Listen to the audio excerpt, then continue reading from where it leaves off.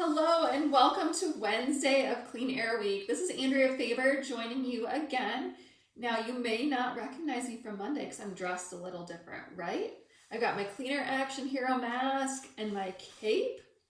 And today, because I'm a Clean Air Action Hero, I'm going to teach you how you can be a Clean Air Action Hero too. To start, I've got a question for you. Who is your favorite superhero? Maybe it's Batman or Superman or Wonder Woman.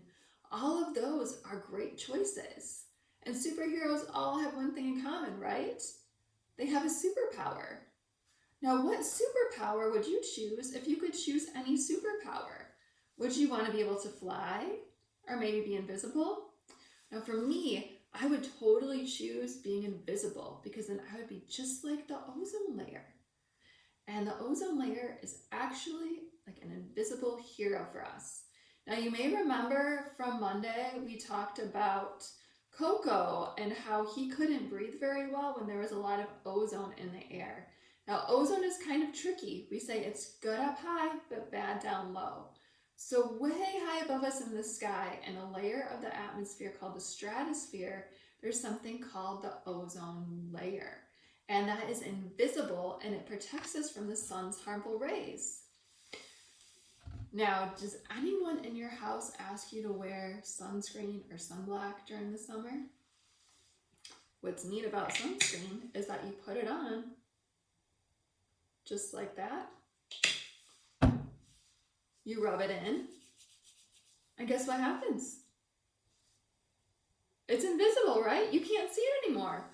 But it's still there and it protects us from the sun and the sun's harmful rays. So it's a very good thing. So the ozone layer is like an invisible superhero way high above us. But sometimes ground level ozone forms. And ground level ozone is not a good thing. It's not a hero. It's actually kind of the villain in the story.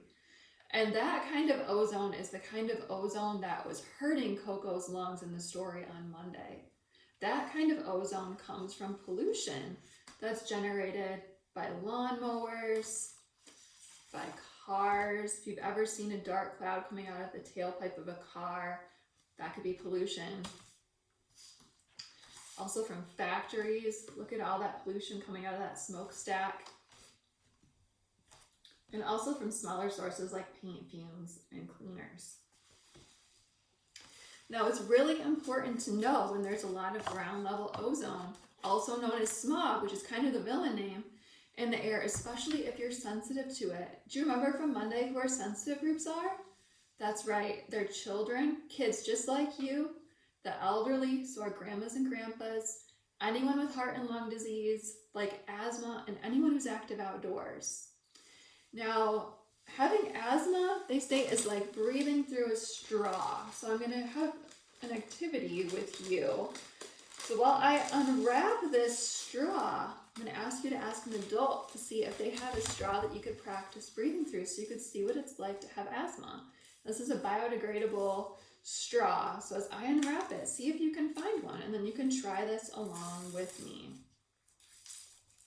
Okay, my straw is ready. So I'm going to try to breathe through just the straw. Do you think it's going to be hard or easy? I think it's going to be kind of hard. If it's too easy, try to plug your nose. Okay, here we go. That was hard. That was really hard for me to breathe. Was it hard for you to breathe? That is why it's so important that if we have asthma or if we're sensitive to ozone pollution, we know what our air quality is around here. Now, sometimes during the summer, we have Clean Air Action Days, which encourages everybody to make positive choices to keep our air cleaner. Doesn't that sound like a great idea? Now, Clean Air Action Days are called when the weather is really hot and sticky usually. They're usually the best beach days with a lot of sun and there's very little wind. And we have wind that is coming from the southwest, which means that it brings pollution from other areas like Chicago across the lake, and it brings it over here. And did you know that where we live in West Michigan, we are at a disadvantage for smog? That's because of our location and the recipe that it takes to form ozone. Now, do you have any recipes that you like to make with your parents? I really like to make chicken noodle soup. And to make chicken noodle soup, you need broth and you need chicken and carrots and celery, maybe some onion and garlic. Those are all the ingredients that it takes to form that soup. So they're all necessary to make chicken noodle soup. And ozone is the same way. It has a recipe that we need to follow. So we take all of the pollution that we just talked about from the paint fumes and cleaners and factories, cars, and lawnmowers, and then there's a secret ingredient to ground level ozone, and that's sunlight. Sunlight is needed to make ozone form on the ground, so that's why cleaner action days are always those sunny days. And as dirty air travels across the lake, it cooks this like as a soup over Lake Michigan, because we have the sun beating down on the water, so we get twice as much sunlight, plus ozone takes some heat and humidity to form as well, which it can find over the water. And by the time that dirty air gets to the Lake Michigan shore, it can be quite dirty, which is why we should always check the air quality forecast on those hot days, especially, and before we go to the beach, to make sure that the air is clean, or even before we go outside and play. It's a good practice to get into for the summer. So do you remember from Monday where we can find out what the air quality is? That's right, we can sign up for EnviroFlash with a parent if you haven't already. Go to enviroflash.info and you can sign up to receive email or text message notifications when a cleaner action day has been issued. You can check our website, which is wmcac.org. You can follow us on Facebook. You can call our Cleaner Action Hotline, which is 1-800-656-0663.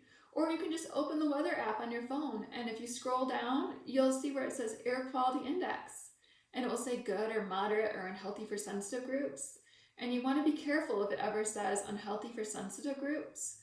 And it doesn't mean you can't go outside on those days, but it does mean that you should reduce your exertion, which means take it easy. Maybe go outside more in the morning and come in the afternoon when ozone levels are higher.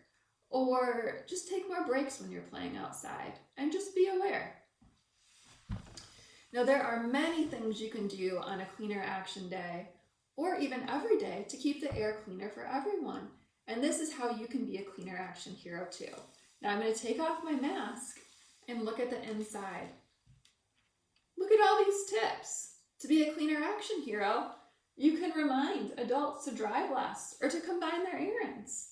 You can remind them to wait to mow their lawns until 6 p.m. or later on a cleaner action day and let the grass grow a little taller.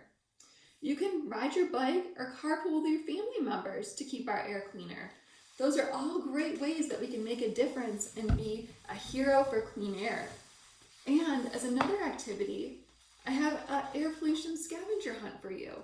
This is something that you can do in your home, and this sheet lists a variety of different sources of pollution that you can find in and around your house. I went through my home earlier and look what I found. I found a charger that was plugged in the wall and it wasn't charging anything.